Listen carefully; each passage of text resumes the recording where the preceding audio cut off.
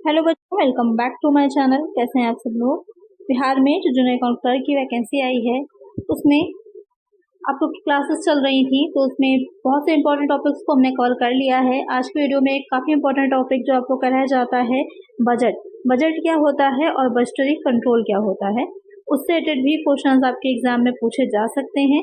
तो आज हम उसको समझेंगे, उसके बारे में पढ़ेंगे और उसके कुछ एमसीक्यूज भी सॉल्व करेंगे, जिससे कि हमारी प्रैक्टिस भी हो जाए। तो आई वीडियो को शुरू करते हैं, लेकिन शुरू करने से पहले जिन बच्चों ने चैनल को सब्सक्राइब नहीं किया, सब्सक्राइब कर लीजिएगा। वीडियो अच्छी लगी लाइक कर दीजिएगा और फ्रेंड्स के साथ शेयर भी कर दीजिएगा। सबसे पहले समझ लेते हैं कि बजटरी कंट्रोल होता क्या है। व्हाट इज बजटरी कंट्रोल, क्योंकि सबसे पहले इंपॉर्टेंट है किसी भी चीज के बारे में जानने के लिए उसकी डिफिनेशन को समझना, उसकी मीनिंग को समझना। दो वर्ड से मिलकर बना है, एक हो जाता है बजटरी, दूसरा हो जाता है कंट्रोल। बजटरी यानी कि जो बजटरी वर्ड बना है वो बजट से आपका बना है कि जो फ्यूचर में हमें करना है, कोई ऑर्गेनाइजेशन है वो जो काम कर रही है उससे रिलेटेड वो अपना एक बजट भी तो तैयार करती है फ्यूचर के लिए। जैसे गवर्नमेंट है कि बजट बनता है अलग अलग डिपार्टमेंट का, सबका मिलकर फिर एक बड़ा बजट बनाया जाता है, जिसमें कि कितना एक्सपेंसेस होने, कहाँ कहाँ से इनकम आनी है, उन सब पर चर्चा होती है। उसके बाद बजट फाइनल किया जाता है। इसी तरह एक ऑर्गेनाइजेशन भी अपना एक बजट तैयार करती है, जिसमें जिसमें उससे क्या एक्सपेंसेस होने हैं, क्या इनकम होनी है, इन सब के बारे में वो चर्चा करती है।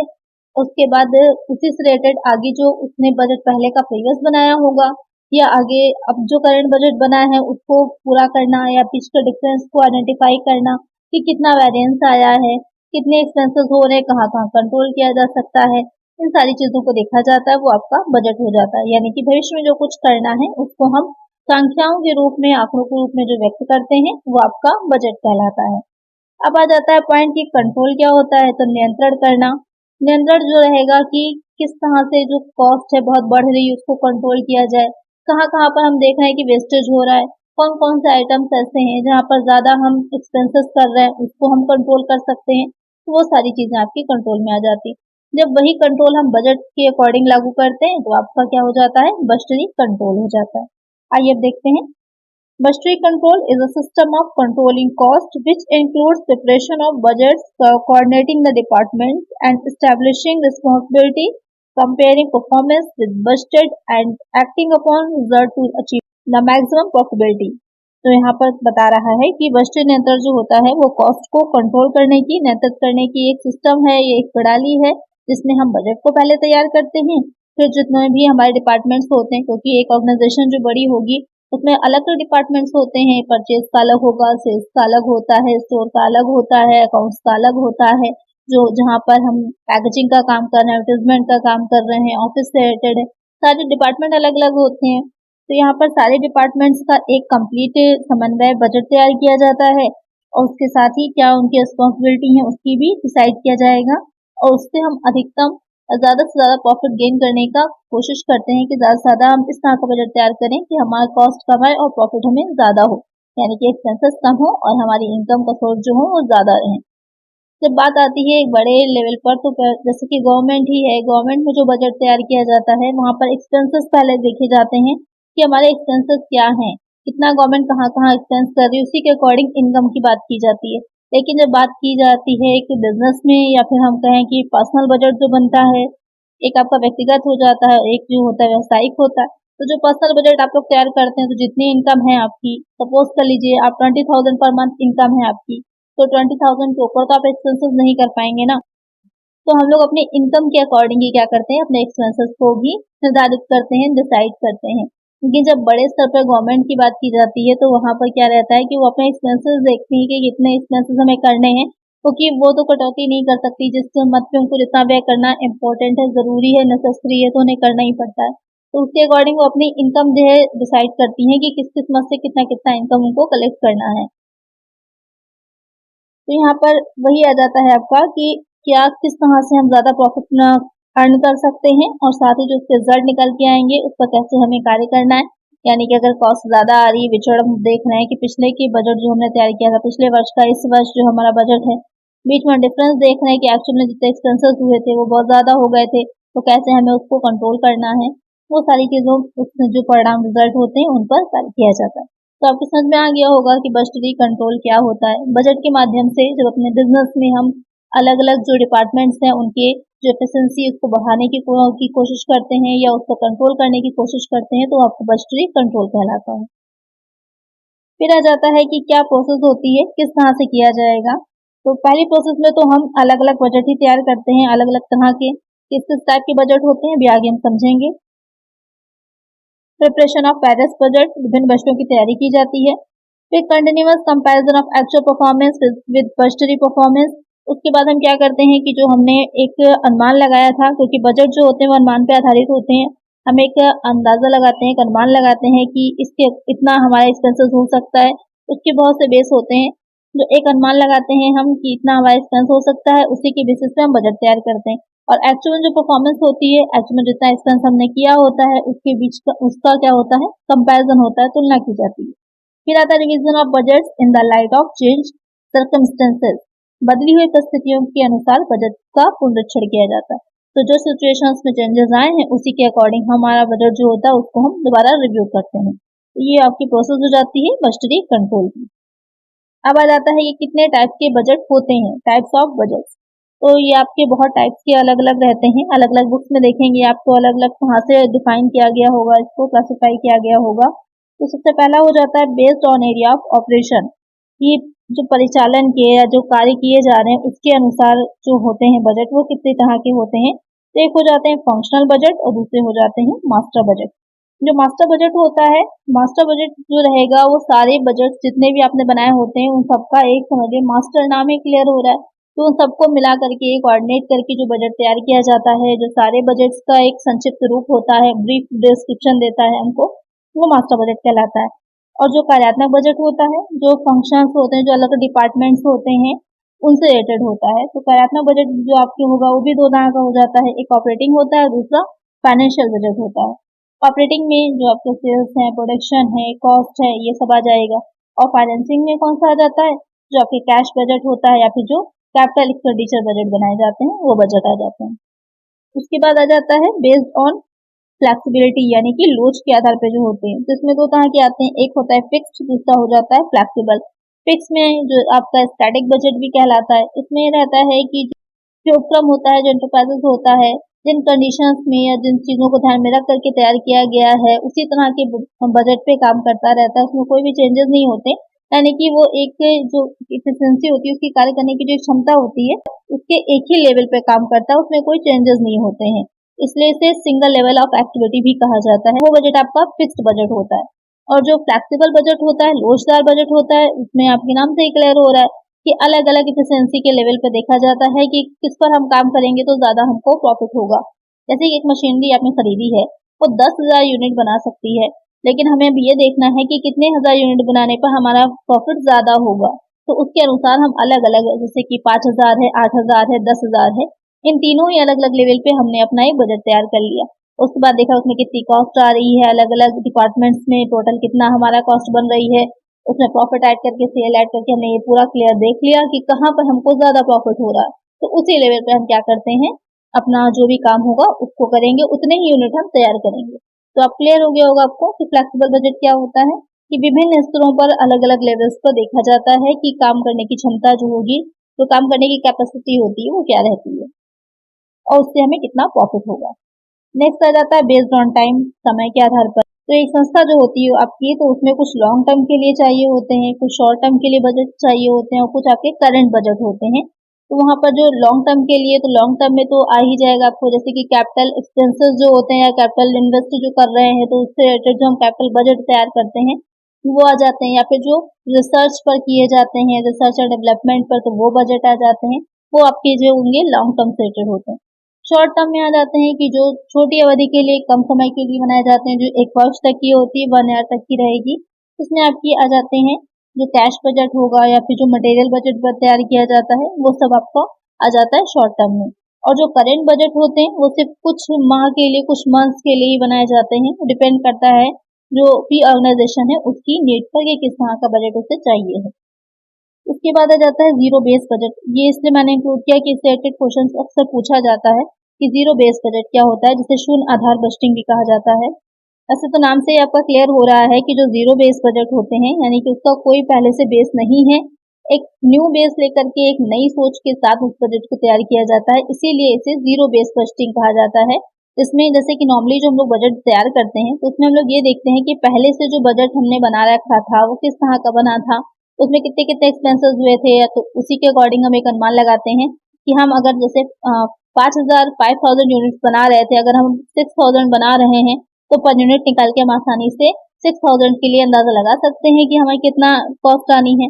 लेकिन जो जीरो बेस बजट होता है वहाँ पर हम कोई भी पहले के बजट का यूज नहीं करते हैं, कोई भी पुरानी इन्फॉर्मेशन का यूज नहीं करते, नए सिरे से हम उस बजट को तैयार करते हैं, तो आपका जीरो बेस बजट हो जाता है। इसकी जो स्टार्टिंग की थी, या ये जो टेक्निक थी, इसका जो स्टार्ट हुआ था वो अमेरिका के टेक्सास इंस्ट्रूमेंट के पीटर ए पाहियर द्वारा किया गया था। अक्सर ये क्वेश्चन पूछा जाता है कि जीरो बेस बजटिंग की शुरुआत किसने की थी, तो पीटर ए पाहियर ने की थी, ध्यान में रखिएगा। फर्स्ट टाइम जो इसका यूज जो किया गया था वो 1962 में अमेरिका में जॉर्जिया में जिमी कार्टर थे, उन्होंने जो गवर्नमेंट के एक्सपेंसेस होते हैं उसको कंट्रोल करने के लिए इस बजट का यूज किया था।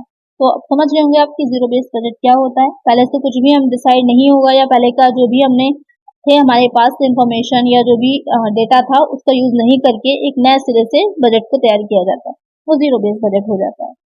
तो हमने ये समझ लिया कि बजट के प्रकार क्या होते हैं, टाइप्स क्या होते हैं। अब ये भी इम्पोर्टेंट है कि किस ऑब्जेक्ट से बजटरी कंट्रोल किया जाता है, ऑब्जेक्टिव्स क्या होते हैं।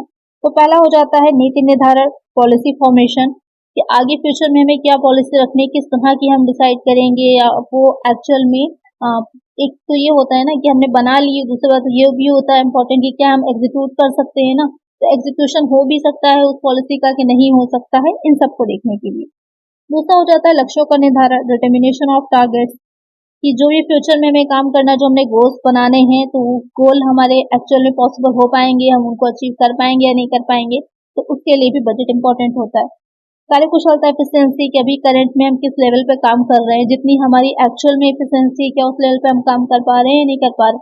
जो बजट हमने बनाया होगा, जो हमारी एक्चुअल परफॉर्मेंस रही होगी, जो बीच का वैरियंस है, उसके अकॉर्डिंग हम क्या कर सकते हैं, जो आपको निकालते हैं ना, मटेरियल वैरियंस निकाला जाता है, लेबर वैरियंस निकाला जाता है, तो उसके अकॉर्डिंग हम बजटरी कंट्रोल को लागू करेंगे, जिससे कि हम जो भी लागत है उसको कंट्रोल कर सकें, जिसकी वजह से ज्यादा एफिशिएंसी के साथ हम काम करें, जिससे कि प्रॉफिट ज्यादा हो।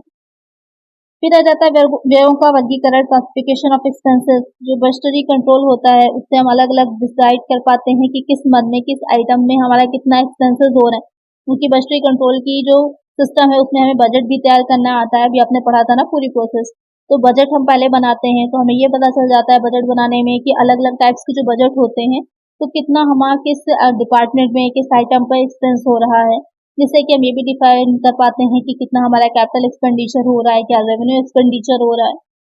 फिर आ जाता है पूंजी की आवश्यकताओं का निर्धारण, डिटर्मिनेशन ऑफ कैपिटल रिक्वायरमेंट, कि फ्यूचर में कितनी हमको कैपिटल की रिक्वायरमेंट होगी, कहाँ से हमें उसे किस तरह कलेक्ट करना है, क्या हमारे पास जो प्रॉफिट हम अभी अर्न कर रहे हैं उतना सफिशियंट है, क्योंकि जो मशीनरी हमने लगाई है उसको डिप्रिसिएशन भी जा रहा है, जो भी हमारे शोल्डर्स उनको डिविडेंड देना, बहुत से एक्सपेंसेस भी हमको करने हैं, वो सब हमारे लिए आ पा रहे हैं या नहीं आ पा रहे हैं, उससे रिलेटेड हम कितना अर्न कर पा रहे हैं, वो सब भी हमें पता चल जाता है। तो इसका बजटरी कंट्रोल किसी भी ऑर्गेनाइजेशन में बहुत ही इंपॉर्टेंट होता है। तो यहाँ तक आपने समझ लिया बजटरी कंट्रोल के बारे में कि क्या होता है, किसे लागू किया जाता है, क्या प्रोसेस होती है, क्या उसके ऑब्जेक्टिव्स होते हैं, कितने टाइप के बजट्स होते हैं। आइए चलिए हम एमसीक्यूज की तरफ देखते हैं। एमसीक्यूज में हम कि इसको कैसे इम्प्लीमेंट किया जाता है, या उससे रिलेटेड हम क्वेश्चन को सॉल्व करते हैं। तो यहाँ पर पहला क्वेश्चन है आपका, बजट डैश के लिए तैयार किया जाता है। Budget is prepared for a dash in definite period of 1 year 6 month. तो अब थोड़ा सा आप कंफ्यूज होंगे यहाँ पर, क्योंकि बजट के बारे में आपने पढ़ा होगा, जैसे आपने मैनेजमेंट अकाउंटिंग में भी बजट पढ़ा होगा और साथ ही फाइनेंशियल मैनेजमेंट में भी। तो बजट जो होता है वो किसी एक वर्ष या 6 महीने के हिसाब से नहीं बनता, एक निश्चित अवधि यहाँ पर आंसर रहेगा आपका कि डेफिनेट पीरियड के लिए। वो डेफिनेट पीरियड आपका 1 वर्ष का भी हो सकता है, 6 मंथ का भी हो सकता है, वो डिपेंड करता है कि किस टाइप का बजट बनाया जा रहा है, क्योंकि बजट बहुत तरह के होते हैं। आपकी फ्लेक्सिबल बजट होता है, फिक्स्ड बजट होता है, जीरो बेस्ड बजटिंग की जाती है, परफॉर्मेंस बजट होता है, रिस्पॉन्सिबिलिटी के अकॉर्डिंग अलग अलग टाइप के बजट होते हैं, मास्टर बजट होता है। तो बहुत टाइप्स के बजट होते हैं, तो डिपेंड करता है किस तरह की आवश्यकता है जो ऑर्गेनाइजेशन है उसकी, उसी के अकॉर्डिंग उसका जो टाइम पीरियड होता है वो डिसाइड किया जाता है। यहाँ पर जो बजट का आंसर रहेगा आपका कि निश्चित अवधि के लिए, डेफिनेट पीरियड के लिए बनाया जाता है। यहाँ पर करेक्ट आंसर होगा ऑप्शन बी। नेक्स्ट क्वेश्चन है, बजट का उपकरण है जो प्रबंधन को किन गतिविधियों की योजना बनाने और नियंत्रण करने में सहायता करता है। A budget is tool which helps the management in planning and control of dash sales activities, production activities, purchase activities, all business activities. तो यहाँ पर आपसे क्वेश्चन में पूछ रहा है कि जो एक बजट टूल है वो बजट टूल किस तरह की एक्टिविटीज जो बिजनेस में होती हैं, जो एक मैनेजमेंट करता है, उसके लिए हेल्पफुल होता है। तो जब हम बजट तैयार करते हैं तो वहाँ पर अगर हम बिजनेस की बात करें तो जो सेल्स एक्टिविटीज हैं उसके लिए अलग से बजट बनता है, प्रोडक्शन के लिए अलग से बनाया जाता है, जो परचेज होता है उसके लिए अलग से बनता है। तो यहाँ पर तीनों ही तरह की एक्टिविटीज में हेल्पफुल होता है। तो यहाँ पर एक आंसर जो होगा आपका वो हो जाएगा ऑल बिजनेस एक्टिविटीज। सभी तरह की बिजनेस एक्टिविटीज के लिए बजट जो होता है वो इम्पोर्टेंट होता है। तो एक आंसर हो जाएगा ऑप्शन डी। नेक्स्ट क्वेश्चन है, वास्तविक प्रदर्शन की रिकॉर्डिंग डैश है, recording of actual performance is dash and advantage of budgetary control, a step in budgetary control, a limitation of budgetary control, none. तो यहाँ पर क्वेश्चन में कह रहा है कि जो एक्चुअल परफॉर्मेंस की गई है, जो बजट बनाया जाता है, आप एक चीज ध्यान में रखिएगा, बजट जो होता है वो आपको फ्यूचर में क्या करना है, किस कहाँ से करना है, कितनी इनकम आएगी, कितना एक्सपेंसेस होगा, किस आइटम्स पर कितना आपका एक्सपेंसेस आएंगे और कहाँ कहाँ से आपकी रेवेन्यू आएगी, इन सब का पूरा एक रिकॉर्डिंग होती है, एक लेखा जोखा होता है जो आप पहले से अनुमान लगाते हैं। आपको ऑलरेडी पता नहीं होता, एक एस्टिमेट तैयार करते हैं कि भविष्य में फ्यूचर में इतना हमारा खर्चे होंगे या फिर इतना हमारी इनकम होगी। ये जो बजटरी नियंत्रण होता है, बजटरी कंट्रोल होता है, उसका एक चरण बन जाता है, एक स्टेप होता है एक्चुअल परफॉर्मेंस को रिकॉर्ड करना। तो एक आंसर हो जाएगा ऑप्शन बी। नेक्स्ट क्वेश्चन है, बजट अवधि से आशय है, budget period is the period of budget committee, period of budget centres, period of which budget is prepared, period of budget officer. तो क्वेश्चन में कह रहा है कि बजट अवधि जो होती है उससे क्या आशय होता है। तो अभी जैसे कि मैंने बताया था कि एक डेफिनेट पीरियड के लिए तैयार किया जाता है बजट की एक निश्चित अवधि होती है, आपको पता होता है कि किस समय सीमा के लिए आप बजट को अपने तैयार कर रहे हैं। तो यहाँ पे क्या आंसर आपका रहेगा, वो अवधि जिसके लिए बजट तैयार किया जा रहा है उसे बजट अवधि कहा जाएगा। तो इसका आंसर हो जाएगा ऑप्शन सी। नेक्स्ट क्वेश्चन है, निम्नलिखित में से कौन सा कथन बजट के कार्य का वर्णन करता है। Which of the following statements describe the function of A budget. यहाँ पर आपको ये देखना है कि जो बजट होता है उसके क्या कार्य होते हैं, क्या फंक्शंस होते हैं। It is the description of the income and expenditure of A government. It is a document containing details of the economic policy of the government. It is a description of the programs of the government. All of the above. तो question में यहाँ पर जो कहा था कि budget के क्या कार्य होते हैं, या किसी सरकार की आय व्यय का विवरण है, ये एक दस्तावेज है जिसमें सरकार की आर्थिक नीति का विवरण होता है, ये सरकार की कार्यक्रमों का विवरण है, ये सभी।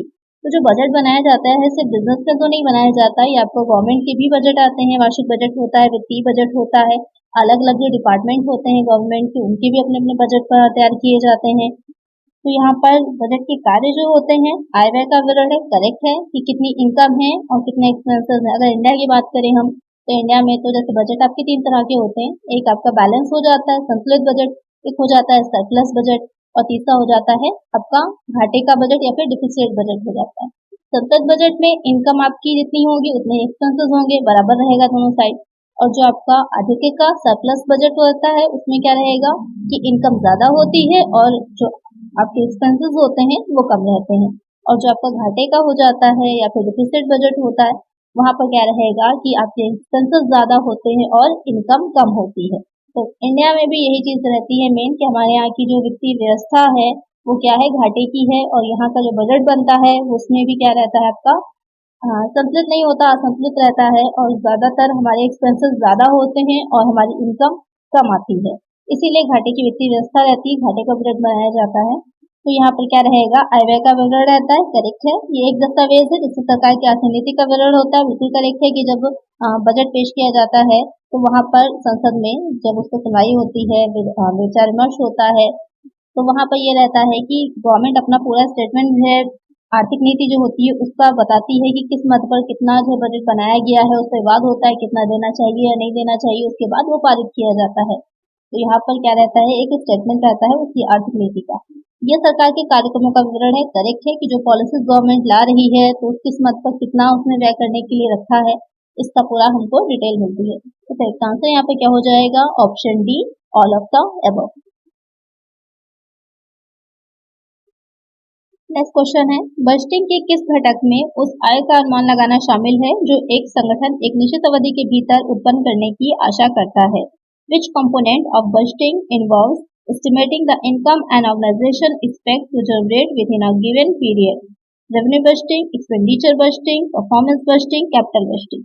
तो क्वेश्चन में कह रहा है कि जो बजटिंग का काम किया जाता है उसका कौन सा ऐसा कंपोनेंट होता है, या किस तरह से कह सकते हैं उसका कौन सा ऐसा भाग है, या किस तरह का वो बजट होता है जिसमें ये अनुमान लगाया जाता है कि एक ऑर्गेनाइजेशन जो है किसी एक डेफिनेट टाइम पीरियड में कितनी ज्यादा इनकम जनरेट करेगी, उसकी कितनी इनकम होगी, ये किस तरह के बजट से पता चलता है। तो ये जो उसका रेवेन्यू बजट होता है वो अपना जो आयगत बजट बनाती है इससे पता चलता है। ऐसे भी मैंने बताया था बहुत टाइप के बजट होते हैं। तो आपका उत्पादन बजट होता है, प्रोडक्शन बजट होता है जिससे हमें पता चले कितना उत्पादन होना है, और जो रेवेन्यू बजट होगा उससे हमें पता चलता है कितनी आय होनी है। तो एक आंसर हो जाएगा ऑप्शन ए। नेक्स्ट क्वेश्चन है, सरकारी बजट क्या दर्शाता है? What does a government budget represent? Actual revenue and estimated expenditure, estimated revenue and actual received, estimated received and estimated expenditure, all of these. तो यहाँ पर जो सरकारी बजट, हम गवर्नमेंट बजट की बात करते हैं तो उससे हमें क्या पता चलता है कि वास्तविक राजस्व या फिर अनुमानित व्यय, अनुमानित राजस्व या फिर वास्तविक प्राप्ति, अनुमानित प्राप्ति और अनुमानित व्यय, ये सभी। तो जो गवर्नमेंट बजट बनाती है तो वहाँ पर वो अपने जितने भी उसको एस्टिमेटेड रिसिप्ट हो रही होती है, क्योंकि उसको ऑलरेडी पता नहीं है कि उसको कितना मिलने वाला है, एक अनुमान लगाया जाता है कि किसी भी या फिर जो टैक्स से है, जो डायरेक्ट और इनडायरेक्ट टैक्सेस होते हैं उनसे उसको कितना रिसीव हो रहा है, या जो उसके बिजनेस अपने हैं, जो इंटरप्राइजेस चल रहे हैं उससे जो उसकी इनकम होगी उसका एक अनुमान लगाया जाता है, एस्टिमेट तैयार किया जाता है। और इसी तरह एक्सपेंडिचर में भी कि किस किस मद पर गवर्नमेंट कितना एक्सपेंस करेगी, कितना एक्सपेंडिचर आएगा, उसका भी एक ब्यौरा तैयार करती है। तो यहाँ पर जो सरकारी बजट होता है वो एस्टिमेटेड रिसीप्ट और एस्टिमेटेड एक्सपेंडिचर का एक आपको वो तैयार करता है, रिप्रेजेंट करता है या एक ब्यौरा दिखाता है। तो एक आंसर हो जाएगा ऑप्शन सी। नेक्स्ट क्वेश्चन है, आयगत बजटिंग की किस पद्धति में पिछले राजस्व रुझानों को भविष्य में प्रक्षेपित करना शामिल है? What method of revenue budgeting involves projecting past revenue trends into the future? Zero-based budgeting, sensitivity analysis, discounted cash flow method, historical data analysis। तो बहुत सिंपल सा क्वेश्चन है, थोड़ा सा इसको मैं इजी कर देती हूँ तो आप लोग को आसान लगेगा। कहने का मतलब ये है कि जो हमने पहले बजट अपना बनाया था, जो हमने पहले अपना रेवेन्यू बजटिंग करी थी, तो उससे जो भी हमारे आगे की परिणाम निकले थे, रिजल्ट निकले थे, उसको ध्यान में रख करके जब हम आगे की बजट अपने तैयार करते हैं उसी से रिलेटेड, तो वो किस तरह की बजटिंग होती है, वो क्या कहलाता है। तो सिंपल सा समझ लीजिए, अगर हम कोई पिछली पहले की चीजों को जो हो चुकी हैं अब आगे लेकर के उसी के अकॉर्डिंग आगे की चीजों को बना रहे हैं, तो हम हिस्ट्री को ही तो ले रहे हैं, जो इतिहास है, जो हमारी हिस्ट्री, उसी से रिलेटेड जो चीजें हम आगे तैयार कर रहे हैं। तो किस तरह का बजट हो जाएगा आपका? ऐतिहासिक डाटा विश्लेषण, हिस्टोरिकल डेटा एनालिसिस। तो एक आंसर हो जाएगा ऑप्शन डी। क्योंकि जो आपका जीरो बेस बजटिंग होता है तो नाम से क्लियर है, जीरो बेस यानी कि कोई बेस ही नहीं है पहले से, कि जितनी भी हमने जो भी बजट बनाए थे, जो भी चीजें हमने की थी उसको हम पूरी तरह से छोड़ देते हैं, उस पर हम ध्यान नहीं देते हैं। अभी हम नए सिरे से अपना नए रिसर्च करते हैं और नए तरीके से नए सिरे से अपना बजट को तैयार करते हैं, तो वो हो जाता है हमारा जीरो बेस बजटिंग। और जब हम पिछले अनुभवों के आधार पर पिछले जो हमने आंकड़े थे हमारे उसको ध्यान में रख करके अपना तैयार करते हैं, वो हमारा हिस्टोरिकल डेटा एनालिसिस हो जाता है। तो यहाँ पर करेक्ट आंसर हो जाएगा ऑप्शन डी। नेक्स्ट क्वेश्चन है, बजटिंग के किस घटक में किसी संगठन द्वारा एक निश्चित अवधि के भीतर किए जाने वाले व्ययों का अनुमान लगाना शामिल है? Which component of budgeting involves estimating the expenses an organization is likely to incur within a given period? Revenue budgeting, expenditure budgeting, performance budgeting, capital budgeting. तो यहाँ पर क्वेश्चन में कह रहा है कि अभी जो आपने इससे पहले क्वेश्चन में पढ़ा था, हमने रेवेन्यू जो बजट था उसके बारे में पढ़ा था। यहाँ पर कह रहा है कि हम जो भी किसी संस्था में, किसी ऑर्गेनाइजेशन में एक डेफिनेट पीरियड में एक्सपेंसेस होते हैं उसका जो अनुमान लगाते हैं वो कौन सा बजट होगा। तो सिंपल सा है, वो आपका क्या हो जाएगा? एक्सपेंडिचर बजटिंग हो जाएगा, व्यय बजटिंग हो जाएगा। एक आंसर हो जाएगा ऑप्शन बी। नेक्स्ट क्वेश्चन है, निम्नलिखित में से कौन सा सरकारी बजट का उद्देश्य नहीं है? Which of the following is not an objective of government budget? redistribution of income and wealth, export promotion, social welfare, economic stability। तो क्वेश्चन में कह रहा है कि जो आपका गवर्नमेंट बजट होता है उसका क्या उद्देश्य नहीं होगा। तो यहाँ पर गवर्नमेंट बजट के उद्देश्य की अगर हम बात करते हैं तो यहाँ पर आय और धन का पुनर्वितरण ये भी रहता है, और सामाजिक कल्याण करना, सोशल वेलफेयर ये तो मोस्ट इम्पॉर्टेंट है, और आर्थिक स्थिरता, इकोनॉमिक स्टेबिलिटी लाना ये भी इम्पोर्टेंट है। तो जो एक्सपोर्ट प्रमोशन होता है, निर्यातों को प्रोत्साहित करना, ये सरकारी बजट का जो गवर्नमेंट बजट है उसका उद्देश्य नहीं होगा। तो करेक्ट आंसर हो जाएगा option B.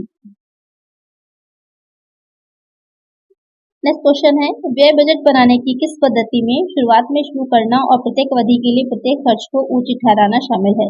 Which method of expenditure budgeting involves starting from scratch and justify every expenses for each period.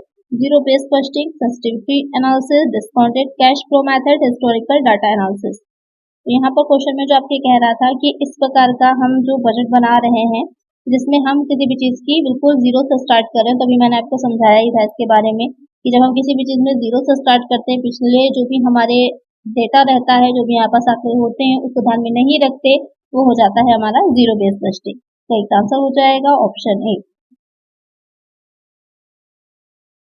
Next question है, बजटिंग का कौन सा घटक बजटीय संसाधनों को विशिष्ट कार्यक्रमों या गतिविधियों से जोड़ता है और उनकी प्रभावशीलता को मापता है। Which component of budgeting links budgetary resources to specific programme are activities and measures their effectiveness. Revenue budgeting, expenditure budgeting, performance budgeting, capital budgeting. यहाँ पर क्वेश्चन में कह रहा है कि जो आपका बजटिंग है उसका कौन सा कंपोनेंट है जो जितनी भी एक्टिविटीज हम कर रहे हैं या जो भी हमने स्पेशली प्रोग्राम्स बनाए हैं उनकी प्रभावशीलता कितने वो इफेक्टिव रहे हैं उसको मापता है, वो हो जाएगा आपका परफॉर्मेंस बजटिंग। परफॉर्मेंस बजटिंग में हम ये देखते हैं कि जो भी हमने योजनाएं चलाई थी या जो भी हमने नए नए कार्यक्रम लाए थे वो एक्चुअल में कितना ज़्यादा इफेक्टिव हुए हैं, उससे कोई बेनिफिट हुआ है या नहीं हुआ है, या उतना जितना हमने सोचा था उसी के अकॉर्डिंग वो काम कर पाए हैं या नहीं। तो एक तरह से उनकी परफॉर्मेंस को तो चेक कराया जा रहा है, तो आपकी परफॉर्मेंस बजटिंग होती है।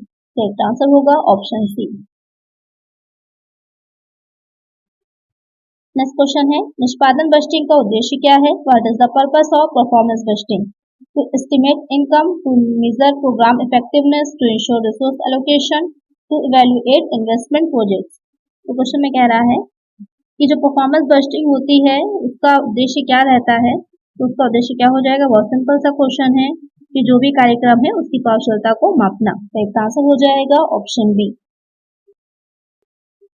नेक्स्ट क्वेश्चन है, प्रदर्शन बजटिंग की किस पद्धति में बजट को कार्यक्रमों या गतिविधियों में वर्गीकृत करना और उनकी प्रभावशीलता के आधार पर संसाधनों का आवंटन करना शामिल। तो यहाँ पर क्वेश्चन जो आपको पूछ रहा है इसमें आपसे कह रहा है कि जो प्रदर्शन बजटिंग होती है, जो हम परफॉर्मेंस बजटिंग कर रहे होते हैं उसमें जो अलग अलग कार्यक्रम होंगे, जो आपकी गतिविधियां होंगी, कौन सी गतिविधि कितनी प्रभावशील है, उसी के अकॉर्डिंग उसको जो रिसोर्सेज हैं वो एलोकेट किए जाते हैं, संसाधनों को उसको आवंटित किया जाता है। तो वो क्या कहलाती है, वो आपकी हो जाती है प्रोग्राम बजटिंग यानी कि कार्यक्रम बजटिंग। एक आंसर हो जाएगा ऑप्शन ए। नेक्स्ट क्वेश्चन है, बजटिंग के किस घटक में उनके अपेक्षित नकदी प्रवाह के आधार पर दीर्घकालिक निवेश परियोजनाओं का मूल्यांकन और चयन शामिल है।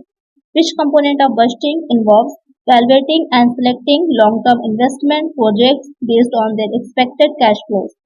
Revenue budgeting, expenditure budgeting, performance budgeting, capital budgeting। यहाँ पर क्वेश्चन में कह रहा है कि जो बजटिंग होती है उसका कौन सा कंपोनेंट होता है जो आपके ये बताएगा कि जो हमने लॉन्ग टर्म में इन्वेस्टमेंट किया था, जो भी हमारे प्रोजेक्ट थे उन पर, तो उनका मूल्यांकन करना या जितना भी हमने उन पर एक्सपेंसेस किए हैं, कैश फ्लो हुआ है, तो किस तरह से हम उसको देखेंगे। तो वो हो जाता है आपका पूंजीगत budgeting, capital budgeting. Capital budgeting तो मैं पहले आप लोग को पढ़ा चुकी हूँ। तो कैपिटल बजटिंग में ये चीजें आती हैं, जब लॉन्ग टर्म आप इन्वेस्टमेंट कर रहे होते हैं तो वहाँ पे ये देखना कि जो एसेट्स आपने परचेज करी थी उसमें आपने इन्वेस्टमेंट किया था तो आपका कितना रहा है, क्या रहा है, कितना इन्वेस्टमेंट आपको करना है, वही सब चीजों से रिलेटेड हो जाती है। तो जब भी लॉन्ग टर्म इन्वेस्टमेंट की बात आएगी तो आपकी कैपिटल बजटिंग हो जाएगी। तो एक आंसर हो जाएगा ऑप्शन डी। तो आज की वीडियो में इतना ही। आई होप आपको वीडियो अच्छी लगी होगी, क्वेश्चन हेल्पफुल रहे होंगे। अगर वीडियो अच्छी लगी है तो लाइक जरूर करिएगा, चैनल पर नए तो सब्सक्राइब करिएगा और फ्रेंड्स के साथ शेयर कर दीजिएगा। मिलते हैं नेक्स्ट वीडियो में। Thank you.